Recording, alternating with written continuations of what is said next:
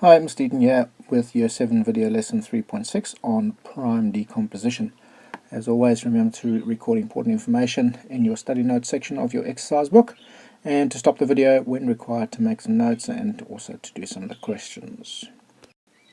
Alright, well, every composite number can be expressed as a product of its prime factors.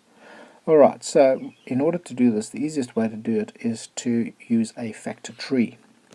Alright, so I'm going to use 48 to demonstrate the factor tree. Remember, what are factors? Factors are two numbers that are multiplied together will give me the number 48. What two numbers multiplied together give me 48? Well, I'm just going to go with 4 and 12, because 4 lots of 12 definitely give me 48. But that number and that number there are not yet prime numbers, are they? They are still composite numbers.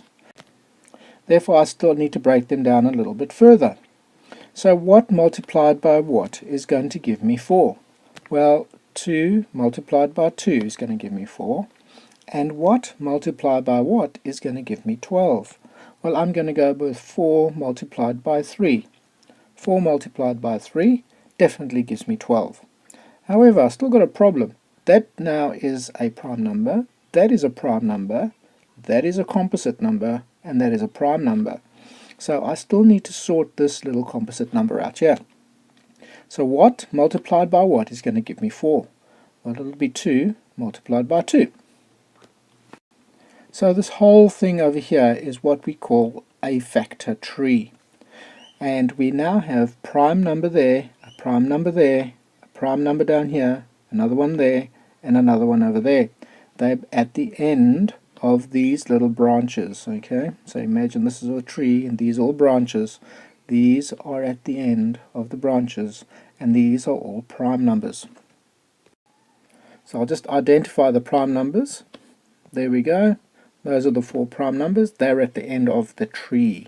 So we could actually write that now as 48 is equal to 2 times 2 times 2 times 2 times 3. And therefore 2 to the power of 4 multiplied by 3. And once again, where do I get my 2 to the power of 4? Well, there's 1 2, there's a second 2, there's a third 2, and there's a fourth 2. That's why we've got 2 to the power of 4, and I only have 1 3. So I'll just write it as a 3. I don't need to put the 1 above it. It's 3 by itself is perfect. Alright, here's one for you to do.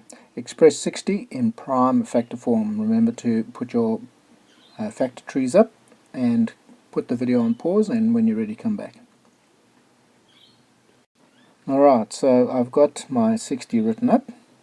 Now, what two numbers multiplied together will give me 60? I'm just going to go with 5 multiplied by 12. And I now immediately recognize that that is a prime number, but that one isn't yet. Okay, so I've got to sort out this number over here, which is a composite number. So what two numbers multiplied together are going to give me 12? Well, I'm going to go with 3 and 4. So 3 times 4 definitely gives me 12. That there is once again a prime number, but that is still a composite number. So I need to solve that one.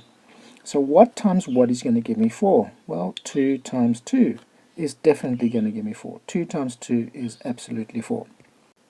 Right, so let's identify prime numbers. There's one over there, there's one over there, there's one over there, and that is my 4th prime number for the number 60.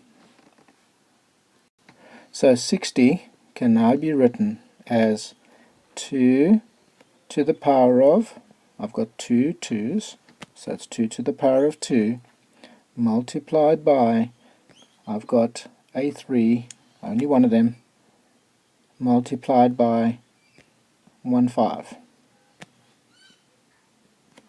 So the breaking down of 60 into prime numbers is 2 to the power of 2 multiplied by 3 multiplied by 5. And it's also very important that you go in ascending order with the prime numbers. So 2, then 3, then 5, and whatever, if there were other numbers that would follow, would come after it. Now here you're saying, but Mr. Eaton, you've only used 5 by 12. What happens if I want to use 2 by 30? Well, Let's go. 2 by 30. Well, is 2 a prime number? Yes, it is, so we don't need to do anything more with that. But is 30 a prime number? No, it's not. What two numbers multiplied together give me 30? Well, I'm going to go with 15 multiplied by 2. So 2 lots of 15 definitely give me 30. There's a prime number. That is still composite. So I've got to break that one down again. So what two numbers give me 15? Well, I'll go with a 3 and a 5. 3 5s are 15. So 3 multiplied by 5 is going to give me 15. So where are my prime numbers in this example? Well, there's one there, one there, one there, and one there. So for 60 in this particular case, 60 equals, what is my lowest number? I've got a 2 there, and I've got a 2 there.